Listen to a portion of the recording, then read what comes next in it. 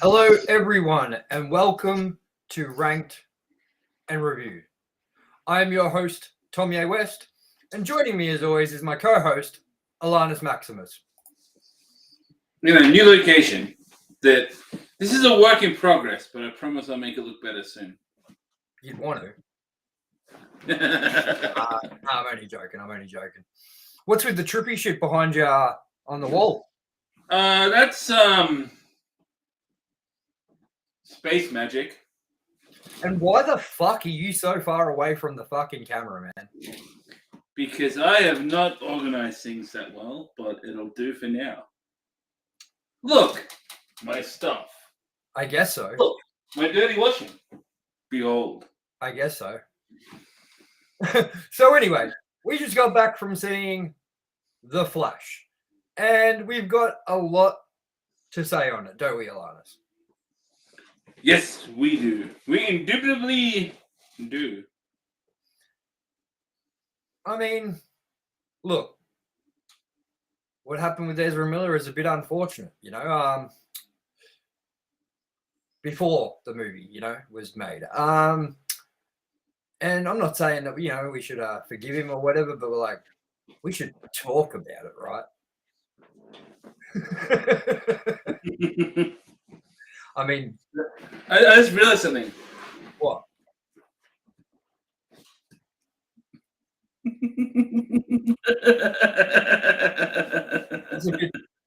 That's a bit better. You're not so far away now. Fucking disappearing into the void, you know what I mean? Anyway, as I said, I'm your host, Tomye West, and joining me as always is my co-host, Alannis Maximus. This is Ranked and Reviewed. Now, we've had a bit of a facelift. We are no longer doing our current old shows that we were doing. We're not doing our Pop Vultures. We're not doing, we're going to wrap up Televerse reviews very shortly. And we are strictly focusing on Ranked and Reviewed for the foreseeable time. How do you feel about that, Alannis? I think it is goodly. It is fresh. It is exciting. And it's streamlining the channel more. So it gives the people that come here for these movie reviews something to rely on and not coming here to see bullshit that they have no interest in. Yeah. So with that, I mean, let's get started with an overview of The Flash. Just like we did in the beginning stages of the show, we're going to go over the overview. So The Flash, obviously released 2023 with the American rating of 12A. Again, another fucking rating I have no idea about. This was 2 hours and 24 minutes. It was directed by Andy Muschietti. It was written by Christina Hodgson and Joby Harold. This stars Ben Affleck, Ezra Miller, Sasha Cale, along with a bunch of other notable people, like Michael Keaton, obviously, and some surprises, which we will talk about when we get to that portion of the review. So, Alannis, let's do what we always did, and let's start with your thoughts on The Flash. It was better than I thought it would be. Ezra Miller was as terrible as I thought it would be, but the surroundings were a little bit better. By DC standards, it was decent, but that is a low bar. Like, you got to be pretty good at Limbo to get under that one. I'll put this in the middle ground of DC movies. Watchable, enjoyable. Don't know if I have any desire to watch it again, but I didn't hate it, and I think that's something. Now, I'm just asking this because I have to ask this. Is your thought process about not Alannis, because that's you, Ezra Miller, is your hate for him and his the way he portrays the Flash and the way he acts in this film and stuff, is that your thoughts because of what he has done prior to this movie, or is this just your general thoughts on Ezra Miller? Just general thoughts. I think always thought he's been poorly cast. I always think there was a missed opportunity to translate directly, put Grant Gustin in as the Flash in the movies. I think he's pretty perfect. He's more, yeah. I think the best way to put it is Ezra is not my Flash. I get that, but what don't you like about his portrayal? I just think it feels to me like they're trying to fill the void of but there's composites in a lot of the DC movies. Like Jason Momoa's Aquaman is wet Thor. It feels like they've tried to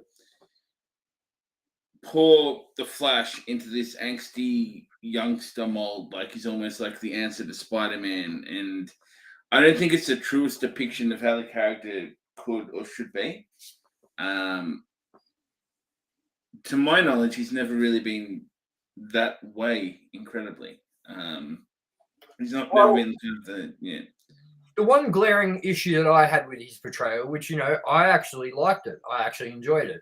The one part I do not buy with him is being this detective, like what is it, CSI, like crime investigation dude. That's the part I don't buy.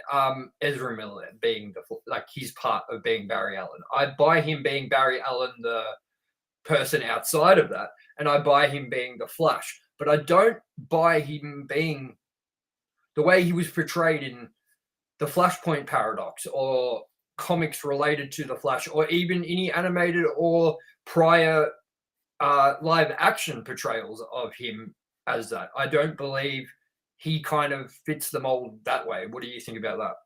I think that's a big part of it as well. Like, he doesn't seem like a CSI.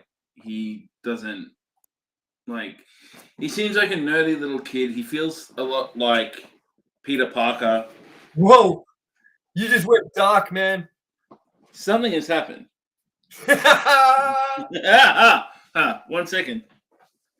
Well, while you fix that, I'll talk a little bit. Now, I wrote down a lot of points. I wrote down what was good with green ticks, and then I wrote down what was bad with red crosses. So, I'm going to start with, this was paced pretty well, in my opinion. I think this movie was paced very well. How do you feel about that? It was reasonably well. The middle, I think, started to drag a little bit. Like, it felt a little bit longer than it should be. I wouldn't say it dragged to the point where I was like, but I was starting to kind of get a little bit like, come on. But I don't think it was necessarily, it wasn't like, what's something we've seen that dragged really bad? It wasn't like The Batman. Yeah. But it did start to, the only pacing issue, if I was to nitpick, would be the middle act kind of started to, I'd say until Michael Keaton came in as Batman, and then they were running around the Batcave and all that sort of stuff, I'd say that's when it kicked back into gear and I think went quicker. I think the starting was really good, and I think it kind of dragged. Like, the starting was really good because of just the amount of action and that awesome slow motion scene and things like that. And all the Batman stuff with Ben Affleck was great at the start too. I think that it kind of dragged after that point where he's talking to his dad, he's like trying to work out how he goes back through time, blah blah blah blah, and then when he finally gets to that old Wayne Manor, I think is when it sort of speeds back up again. What do you reckon? I think so, yeah, and that's precisely where I went, I need to urinate, so I'm going to do it now. The second they said, let's find Batman, I'm like, time to go. Yeah, and definitely. I came back in the right time. Now, I wrote this down, and I know you just told me that you don't feel this way, but I wrote Ezra Miller really found the perfect balance in playing the Flash and Barry Allen. And I said he may have found it better than I said Ezra Miller delivered both roles of multiverse Barry and current timeline Barry so well, and it didn't feel like he was talking to a green screen or didn't feel natural. I will give him that. It didn't feel like a green screen. I'll give credit where credit is due. Yeah, that didn't feel like it was green screen there. And I will say that I think that he did play the role of the Flash better than he has portrayed the role of the Flash in all previous times he has portrayed the Flash. What about your thoughts on that? Yeah, I think he was a little more fleshed out as a character, but I think that also comes from he had that room to move, where they could expand him a little bit more. It definitely was out of the times I've seen him like in Justice League. Well, he's only been in the Justice League, I think. No, he's been in. He was in Batman v Superman for a split second. Yeah. Then he was in 2 seconds. He was in the security cam footage that Batman finds on Batman v Superman. Then he was in the part where he comes through the computer in that dream and tells him, like, you know, about something from the future or whatever, you know. Then he was in Justice League. Then he was in Justice League Snyder Cut. Then he was in, I feel like he was in something else as well. I can't think though. Anyway, that was another thing that I think he definitely like found it wasn't awkward Ezra Miller.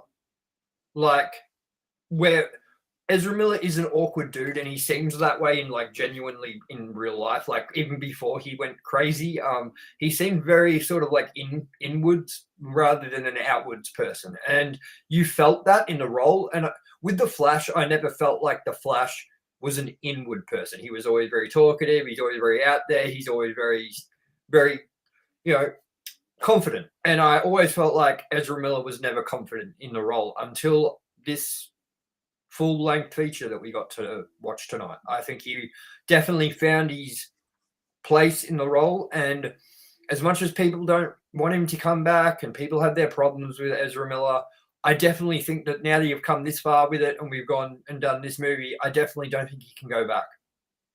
I don't think he can recast somebody else. And I know you want someone to be recasted for if they do a second one, but I just don't think they will, because how many times have they said Ben Affleck's not coming back to play Batman? And he always does. How many times has they said that this is the end of the DCEU? And then how much was this a part of the DCEU? It was a huge, major part of the DCEU. I mean, the whole story revolves around the DCEU from beginning to end, with it having throwbacks to Man of Steel. So what do you think? Like, do you still want him recasted? Yeah, definitely. More so, I think that's the part where it really comes down to who he is as a person. I don't think he deserves to be in the spotlight anymore. I think he's gotten off very lightly, and I think but this is something that I wanted to talk to you about, actually, because I was like thinking about it from a really hard perspective, which is that I have a friend. I'm not going to go into names. I'm not going to go into details. It's going through mental health problems at the moment, and they're serious mental health issues, like serious. They're in like care. They're in mental institute at the moment. And this person is a great friend. I love him. He's a brother. And the stuff that he was doing was like, not everything, but some of it was, you know, pretty he wasn't in control, right? Yeah. And if it is legit that Ezra Miller wasn't being just a creep like in Hollywood there is, and he has severe mental health issues, and it's anything like I've seen with a bunch of my friends that have been in mental institutes and stuff that literally can't comprehend their actions. Like, I don't know if he does deserve the hate that he gets. He didn't rape anyone. He didn't do a Harvey Weinstein. He didn't do anything like that. He did some horrible choices, but if they are genuinely from the mental health aspect that he was not himself, he was on another planet. Like, does he deserve the treatment that, let's say, Harvey Weinstein got? I say it is a gray area, but I think I'm leaning to he needs at least more consequence. I don't think, I don't know. I mean, he's already facing jail and stuff. Like, not jail, but he's got charges. He's got lots of things going on. He's not like he got off lightly, and I don't think we've heard the end of it. But I definitely think that if there is mental health issues as a factor and he literally wasn't in control of what he was doing, then maybe there should be a little bit of leeway. I'm not saying he didn't do he is mentally unwell. I'm not saying he did it on purpose. I'm not saying anything. I'm on neither side. I'm just saying that that's something we should take into account. I think, you know what I mean? That, like, on the premiere, he was told he wasn't allowed to talk at the premiere. Like, he just walked through, got photos. There was no stopping talking. No, like, he was told, do not open your mouth. And I think it's time we get a sit down with him and we get him talking in his own words, because right now it's all just news. It's all media. It's all Warner Brothers trying to protect their ass for this movie to come out. It's all this stuff. And we haven't heard from the fucking horse's mouth. You know what I mean? And I think that we need to get a better understanding of everything that caused this collapse. You know what I mean? And I think that they're not doing themselves any favors by not letting him do it, unless he really is still not right in the right mind and they're worried that he really is going to fuck up and say something bad again. You know what I mean? The other things I'm going to say, apart from that, is the Batman scenes, in my opinion, because I'm a Batman guy, stole the entire movie. Every time Batman, whether it was Affleck, whether it was Keaton, stole the movie. Absolutely.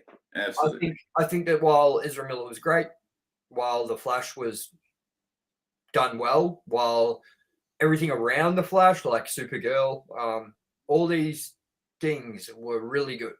But I think that the Batman scenes just owned everything. I think from the get-go, like the opening scene with Batman, the Michael Keaton parts, all the fighting scenes with Batman were dope. You know, all the bat technology, like Batman owned it. And in saying that, Michael Keaton was fantastic. I've heard he was very stiff from reviewers. I've heard that he was like, it almost felt like he was like kind of not that into it, but I didn't get that feeling. Did you? Not at all. No, I felt like he was definitely very happy to be there. I think, and he did a good job of it. I don't think he was stiff at all there. I actually felt like he was just Batman from 1989. Yeah. Like, what more did you want from him? If anything, his Bruce Wayne was just as thorough. He was just an older Bruce Wayne. You know what I mean? I mean, if you look back on the movies, that Bruce Wayne isn't exactly that deep and complex, and no, not at all. And I think he did a fantastic job. I also think that some of the 89 Batman references thrown in, like how the Flash brings that bag and he goes, "Look, this bag laughs," and opens it and goes, "Ha ha ha." Obviously, throwback to the first movie when Joker falls off the tower and they find his thing and there's a radio in his pocket or whatever. I'm going to say Ben Affleck was probably the best he's been at Bruce Wayne and Batman ever in this movie. What about you? I agree. And it's a shame that he's not going to be Batman anymore, because I think he is the best and he's only gotten better every time he's kind of come around. Do you think he is the best Batman? I do. He's my favorite on-screen Batman. I'm going to agree with you right there, man. I'm going to say that Batman, Batman's been done well, Christian Bale, great Bruce Wayne, great actor, was in arguably some of the best Batman movies, if not the best Batman movies, depending on who you are and what your tastes are. And yet he was a terrible Batman. He was shocking as Batman. Not the design, not the way he portrayed Batman through body language or the way he moved his body, but just the voice was enough to say no, terrible. You know what I mean? Then you had Michael Keaton, who I'd say is probably the next best after Ben Affleck. And then I would go Val Kilmer, then George Clooney. No, then Ed Wood from Twilight, then George Clooney. I would actually put George Clooney towards the top based on the Adam West Batman, to be honest. Completely different Batman, but he does camp Batman well, and I will die on that hill. You can die on that hill alone, man. Fucking hell. Now, I thought Barry's roommates were hilarious. Yes. Like multiverse Barry. His roommates were hilarious. There was one part that made me. Oh yeah, so what? He's like some kind of like man mermaid or what is it? Water. And then he's just like water mermaid, and he's like, no, that's not what he is. He's a super powered guy that lives in Atlantis, and he can like call fish with his mind. He's like, yeah, so like a super mermaid. Yeah. I thought that was great. I think that the humor overall in this movie was really, really good. I thought there was like some great laugh out loud moments, but I did also think there were some really cheesy moments too with the humor. How do you feel about that? Yeah, I feel that some jokes kind of were played out a little bit long. Some things was a little bit cheesy. One thing I did like was the kind of differences between Michael Keaton Batman's tech and Ben Affleck's. Like Michael Keaton had like a little touch screen for like the flip phone to try and hack things, and Batman, and kind of there's subtle differences there which I really liked.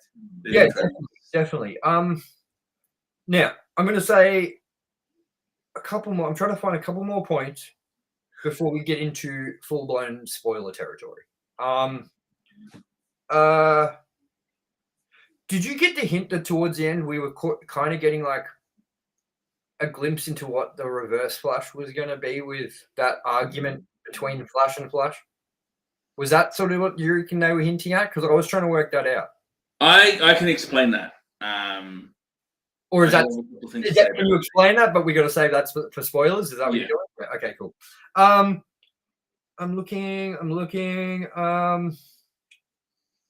The story was adapted fairly well from the comic adaptation and the animation, the animated movie, with some minor problems that I have, which was number one,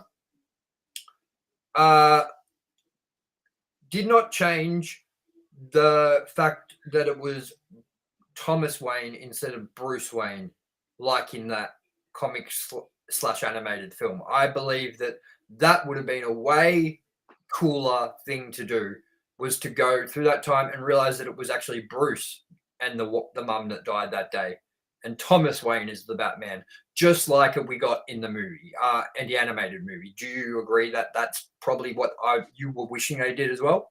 Absolutely, and they could have still done that with Michael Keaton. They could have maybe just taken the foot off the gas on the nostalgia factor and made him Thomas Wayne. People still would have been happy to see Michael Keaton playing an incarnation of Batman.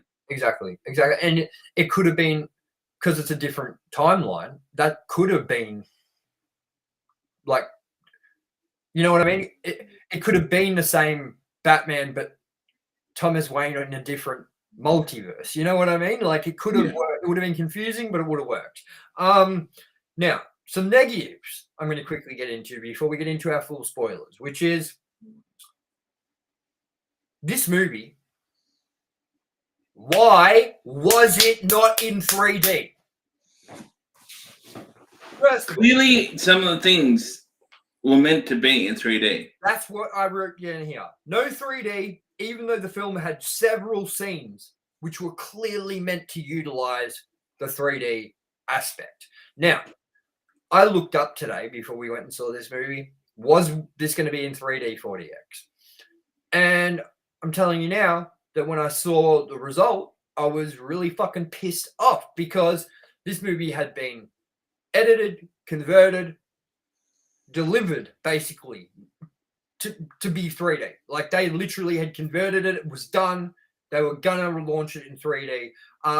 Someone actually said, I'm gonna read you the screenshot here. Someone actually said they cancelled the 3D release at the last minute, though it was completed, just like they did with Black Adam and Shazam. I literally had originally booked tickets for the 3D IMAX showing, and now it just says 2D. That's how quick they got rid of the 3D option for this movie. That means people booked tickets to see a 3D IMAX movie, and it was changed in that month of pre-sale. Like, what do you think was the choice there?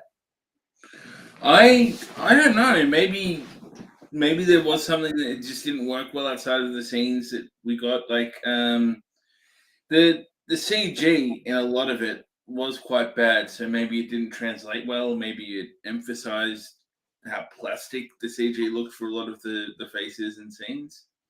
I did think that the Flash's suit in this looked terrible. Yes, and a lot of the way faces too tight. It looked way too tight. You had a lot of CG faces for whatever reason as well, which I can't say right now, but yes, I'll touch on later. You can say one of them, which was Zod. Yeah, that maybe it wasn't the actor's face being CG'd because he was actually there and in the movie, but the mask and everything over it, the way the CG looked trash. That looked yeah. The other thing I'm going to say was, Zod is an uninteresting character in my opinion. I don't like Zod, and I don't think that he was an interesting villain for this movie. But that's because I'm not a fan of Man of Steel, and I didn't like that movie, and I didn't like him then, so I was disappointed. If you like Man of Steel and you like that Zod and you like that as a character, like, you're gonna love him as a villain. But for me, it wasn't that much that I really wanted to give praise to. I mean, what do you think about the choice that they chose to do that instead of just make it a straight adaptation of the Flashpoint paradox? Because it seems to me like they mixed the Flashpoint paradox in with being able to tie it back to Man of Steel and those events. What do you think about that? I think it was interesting. There was I feel as well if they just did the straight Flashpoint paradox, in some ways they would have added things that a lot of people might not have got unless they'd seen that, like us. But they kind of did that anyway in some areas.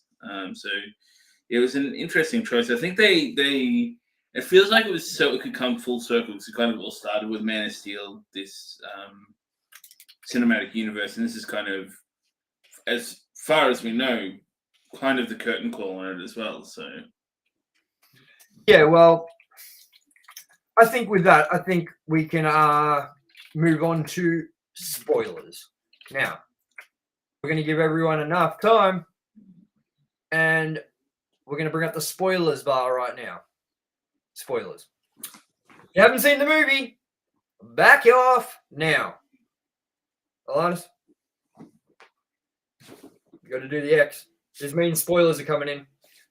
So,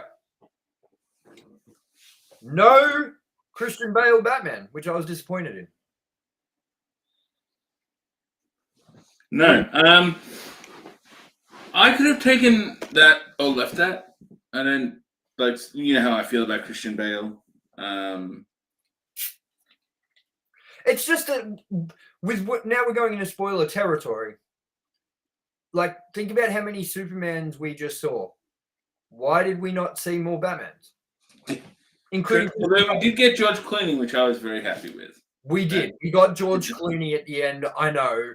And I laughed so hard at that because that was the last Batman. Like, I know Val Kilmer's dead, but I would have expected him to walk up instead than George Clooney. I don't know, man. Like, it was just a weird choice. What do you think? Did you like it? No, I liked it. It was good. Seeing Adam West in there as well was pretty great.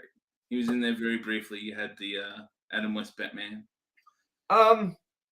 What did you think about seeing the Christopher Reeves Superman and the Nicolas Cage Superman? I liked them both, and the Supergirl as well. The only thing I didn't like about seeing them is the CG looked so plastic. Like, they looked like they were out of a video game. They didn't. I've seen CG recreation before that looked really good, but they didn't look right. I don't know why, but yeah, it's that needed some more work. Definitely. What did you think about, which I didn't like personally, I think it felt forced and it felt shoved in, the Wonder Woman cameo? Yeah, that just felt like it was. Yeah, it was like in Shazam. She has a cameo in that there as well, just for no reason. It's like, hey, it's Wonder Woman for a brief moment. Cool. Yeah, definitely. And I mean, I'm trying to look through my notes about what else is some spoilers. Yeah, explain your reverse flash theory. Oh yeah, that wasn't so much Reverse Flash, but I'm pretty sure they were going for Savitar there, which is I don't know of his full story outside of the TV show, but it's loosely translated in that as well. He was one of the big bads where it's an evil Barry Allen, and I feel that cramming him in there, like they should have maybe had him as the main bad, not had Zod, had that kind of Savitar element. That would have been even because it was there and it just kind of appeared. It wasn't a big deal. It was there at the start. And I feel like they could have had him as the big bad at the end, trying to fix everything and knowing that it won't. And then we wouldn't have had to have had that Zod, which we both kind of said was a little bit forced there. It was a strange choice to include that. I don't think it was necessary, and I think it would have even made it a little bit stronger if you just had the younger Barry Allen turning evil and being stopped by the main older Flash. It seemed like an odd choice to me. And I don't think a lot of people are going to get that. They're kind of going to go, "Oh, who's that?" And I don't know. It's a little bit too much to add in, I think, and I don't think it. Yeah, I think that's the most I can really say about that. Yeah, definitely. It would have been funny as if when Batman got out of the car and it wasn't George Clooney and it was Lego Batman. That would have been sick. Yes. And yeah, of course we got Alfred, so that was good. Getting Alfred back from Batman versus Superman and whatnot. Now, we're gonna shortly after we get into our spoilers, what we do is we always go into some trivia and then we go into some ranking. Now, I've just been reading the trivia just so I can get ahead and work out what I'm going to read and what I'm not going to read. And there's something interesting here. I want you to help me with this. It says the film will reportedly ignore the events of Batman Forever from 1995 and Batman and Robin from 1997 and come up with new stories about Michael Keaton's Batman to fill the gap between Batman Returns and this film.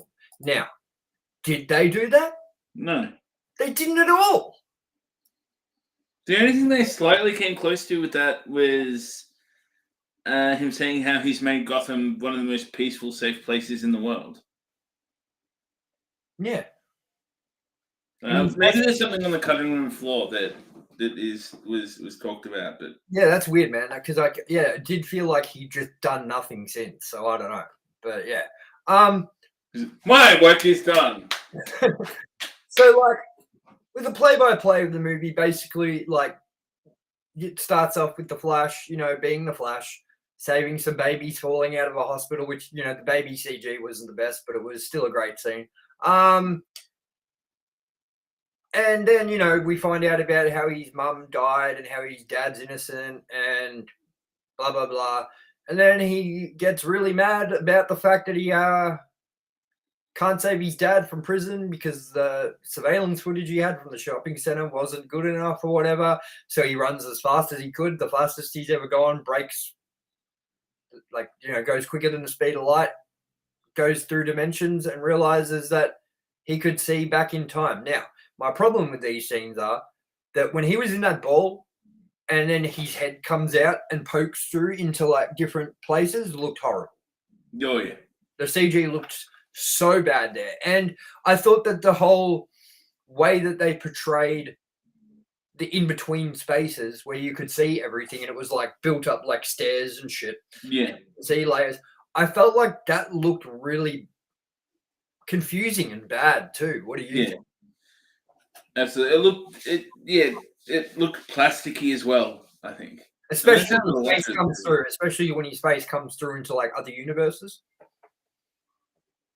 Very weird. And one other thing, what was with the ending where he like goes up and talks to his mum in the supermarket, and she like clearly knows who it is and gives him a hug and all this, doesn't question anything, doesn't be like, what are you crying about? Like, where did you come from? Like, what do you mean you have to say goodbye? Like, were you confused by that?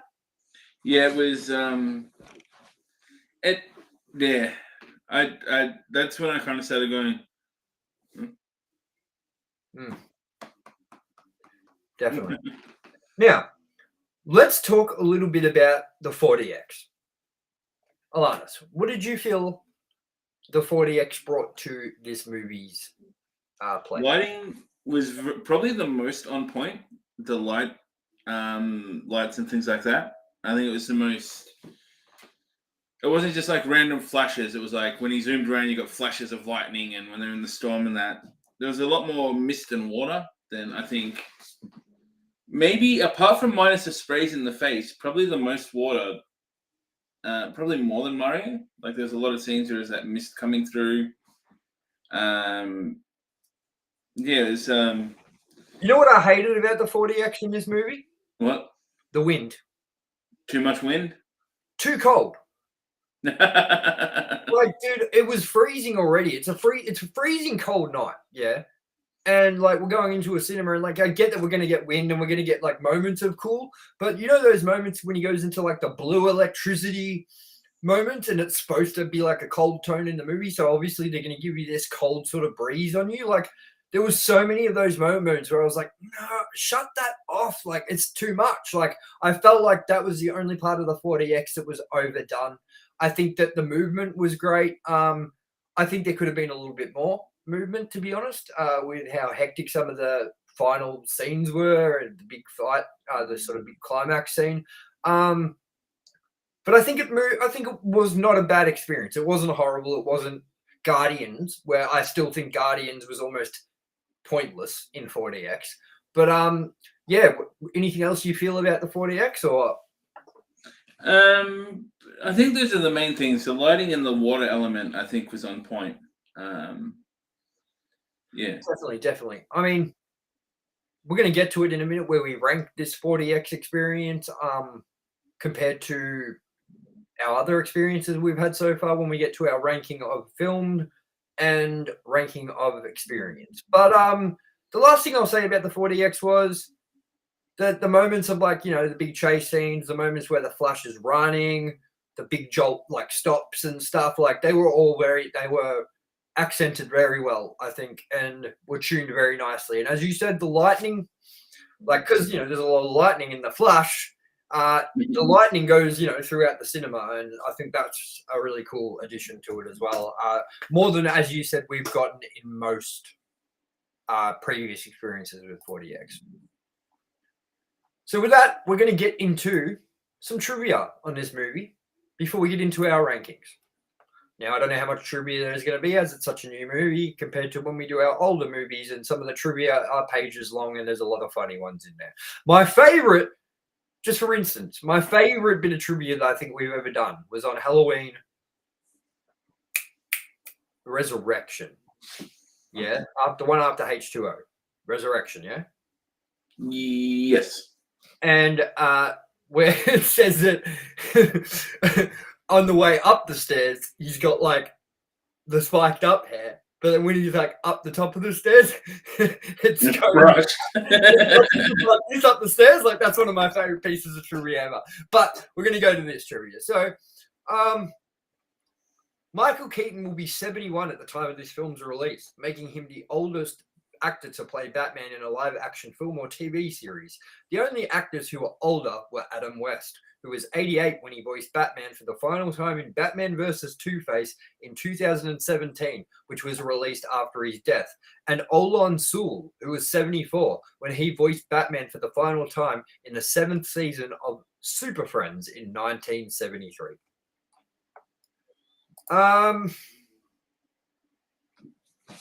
There you go.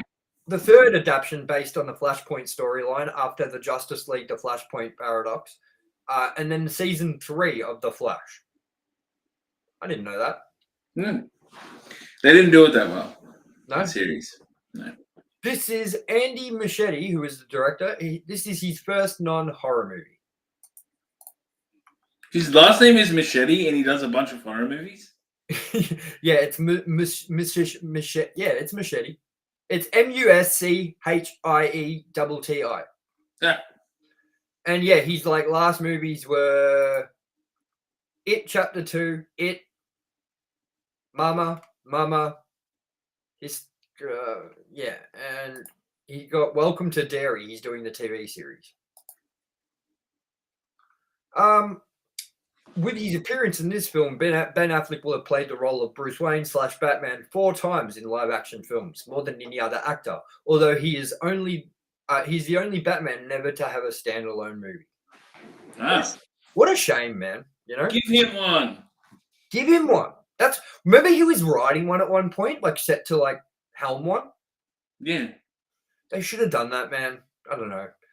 Jeffrey Dean Morgan joked that Michael Keaton was stealing his job from him. In the Flashpoint comic book, the alternate Batman Barry meets is Thomas Wayne, Bruce's father, who became Batman after Bruce was murdered. And Morgan played Thomas Wayne in Batman vs. Superman: Dawn of Justice. That was the weirdest casting for him in that. Like, yeah, he's not a small actor, and he's just randomly there to play Thomas Wayne. I feel there must have been a point where they must have had on the cards that they're going to do Flashpoint. I reckon there was a point that he was going to be Thomas Wayne. Ezra Miller and comic writer Grant Morrison wrote a draft of the script with a darker take on the character, but the studio had decided to move forward with their version. Ray Fisher was included as Cyborg with significant role in the film at this point, but was written out of the script in January 2021, allegedly in retaliation for his exposure of abuse at DC Films. And now, you said you didn't like as Ezra Miller as the Flash. You say you don't want him to continue as the Flash, not just because you don't like his portrayal, but also because of what's going on with him publicly. But what do you think about these choices? Because Bradley Cooper, Chris Pine, Ryan Quanten, Matthew Fox, and Scott Porter were linked for the role of Barry Allen / The Flash before Ezra Miller was cast. I could see some of them doing better, like Chris Pine. Maybe, like he is. Actually, no. I could see that. Bradley Cooper as well. No way. He's too old. Yeah. But if it was an older Flash, like I think they would have changed things around there. But yeah. Julia Roberts and Julianne Moore were considered for the role of Nora Allen. The first, wait, hold on. The 13th film in the DC Extended Universe. Now, something we wanted to talk about with this.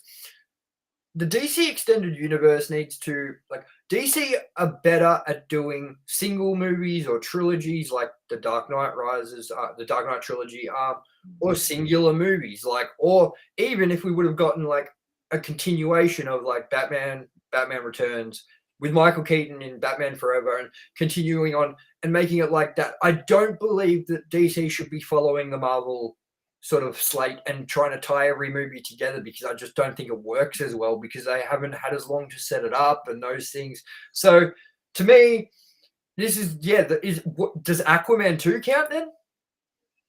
I don't know, because it's also saying here that this is the last time that Ben Affleck is playing Batman.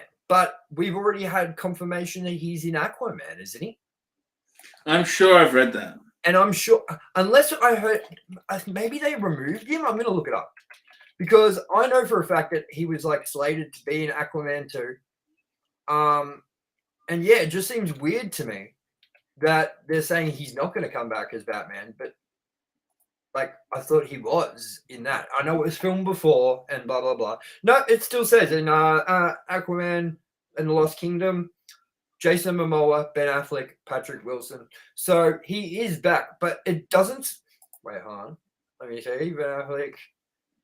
So upcoming, he's got. It doesn't even. He's not even listed in the upcoming now. Anyone out there that knows, help us out here. Is Ben Affleck coming back for Aquaman 2? Not that it really matters because I couldn't give a fuck less about Aquaman 2. But yeah, are you excited for Aquaman 2? No. Wet thought too. We'll go with one more piece of trivia before we get into our rankings. This will be the second movie in the DC extended universe to be filmed entirely with IMAX cameras by Henry Braham, BSC, and after the Suicide Squad in 2021.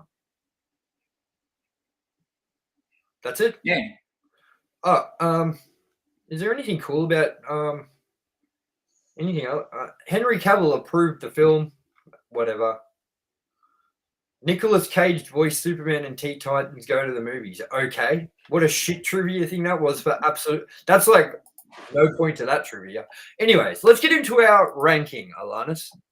Now, with Ranked and Reviewed, it's gone through a few iterations, and we used to rank all films in one franchise next to each other, and we used to rank them from worst to best, best to worst, however you want to put it. So, for instance, Halloween 1, 2, 3, 4, 5, and we put them all in an order of what we like the most.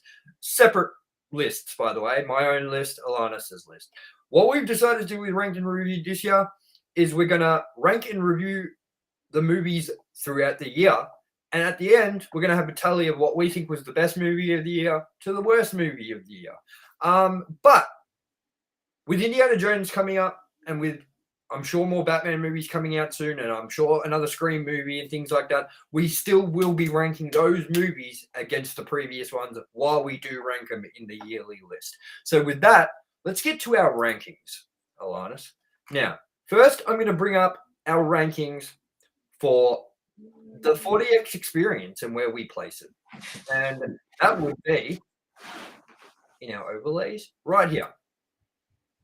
So for 40X experiences this year, my ranking goes number 1, Super Mario Brothers. Number 2, The Flash. Number 3, Fast X. And number 4, The Guardians of the Galaxy.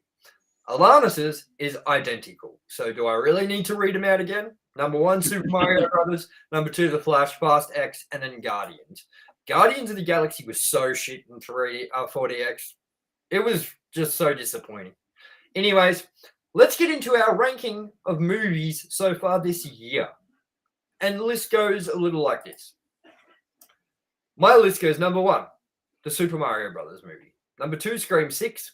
Number 3, The Flash. Number 4, Avatar 2. Number 5, Cocaine Bear. Number 6, Evil Dead Rise. Number 7, Guardians of the Galaxy. Number 8, Fast X. Alannis goes number 1, Evil Dead Rise. Number 2, Guardians of the Galaxy. Number 3, Avatar 2. Number 4, Scream 6. Number 5, Super Mario Brothers. Number 6, The Flash. Number 7, Cocaine Bear. And number 8, Fast X. Your list's changed quite a lot, Alannis. I did kajig it a little. You dropped some movies, and you dropped some further down than I like.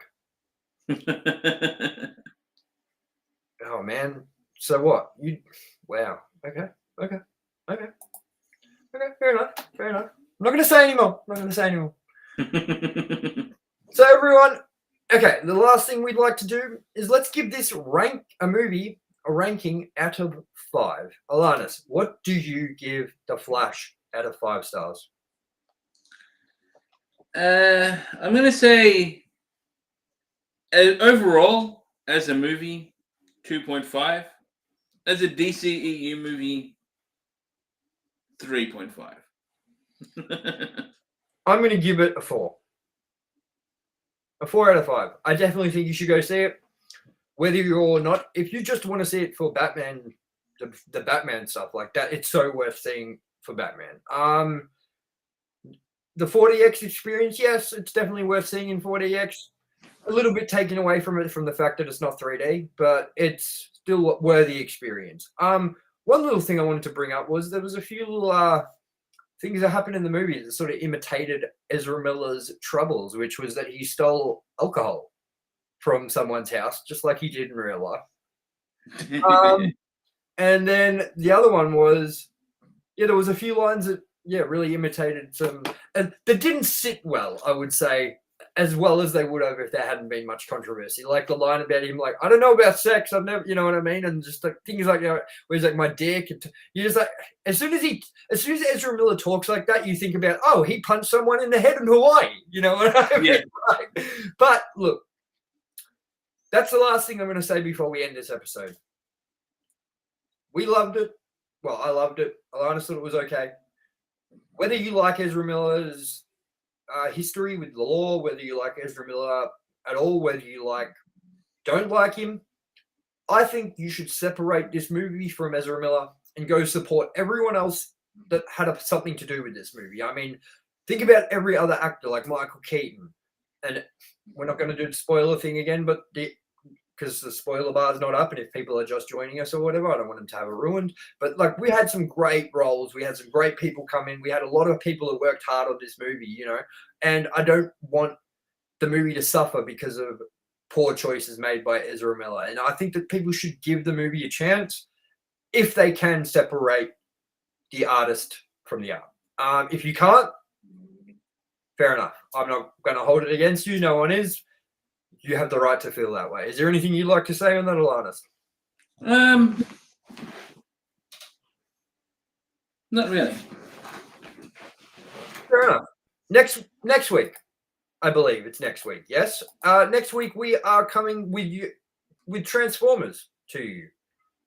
Not in 40X because they decided they're not going to show it in 40X, which is unfucking believable to me. I think we're gonna have to counter that by maybe seeing it in VMAX, so at least it's a big screen. But no 3D. Like, no 3D, no 40X. We just have to just deal with this. And I'm not going to IMAX. No. So we're just going to be coming to you with Transformers Rise of the Beasts, our review next week. Will that be on? When's that out? I'm going to have a quick look. That movie is going to be out, because is it the Wednesday or the Thursday? Coming soon. Cinemas, movies, coming soon. So we got Transformers, Rise of the Beasts. That's an interesting because what's going to be in 40X after Indiana Jones?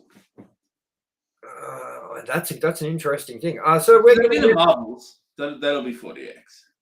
Yeah, probably. So we're going to get Transformers next Thursday. So we're going to be coming at you next Thursday with our review of Transformers Rise of the Beasts in standard ass fucking shitty definition. In normal cinema. I'm just going to double check if it's in 40X at all, or if they've changed it. Filter by experience 40X. Nope. It's just not coming. So we're not doing. So we're going to be doing Transformers next week, followed by Indiana Jones and the Dial of Destiny the week after that, which will be in 40X. And Alannis, I didn't know if you knew this, but that'll be the Wednesday night, not the Thursday. Yes. And I just want to let everyone know a little behind the scenes baseball with this movie for me is that Indiana Jones is my favorite film series ever. And after all the negative stuff I'm saying about this movie, I'm telling you, if I come out of that movie disappointed, I quit the show. Because I'm never going to the movies ever again. Ever. They fucked me too many times with Halloween Ends. With fucking... There's been so many movies where I'm just like, this is so bad, man. Like Halloween Ends. And then I'm telling you, Kingdom of the Crystal Skull, there's no shining fucking diamond either. You know what I mean? It's like, come on, man. Just bring it home with Dial of the Destiny. Even though that chick looks annoying as fuck in the trailers and everything, I'll let it pass if it's going to bring a good Indiana Jones movie to us. Hopefully. Fingers crossed. Not hopeful, but hopefully. Anyways, everyone, thank you for joining us for Ranked and Reviewed Live, The Flash, our 40X review. We will see you next week, next Thursday for Transformers, and the week after that on the Wednesday for Indiana Jones. I've been your host, Tomye West. And joining me, as always, has been my co-host, Alannis Maximus. And we will see you next week for Transformers, Robots in Demise. You reckon it's going to be good? I hope so. Michael Bay didn't direct it, I heard. He didn't do the last one either. And I think that's why it was better. So, yeah, give a fuck, really. Peace, everyone, and thank you. And yeah, we love you. Peace.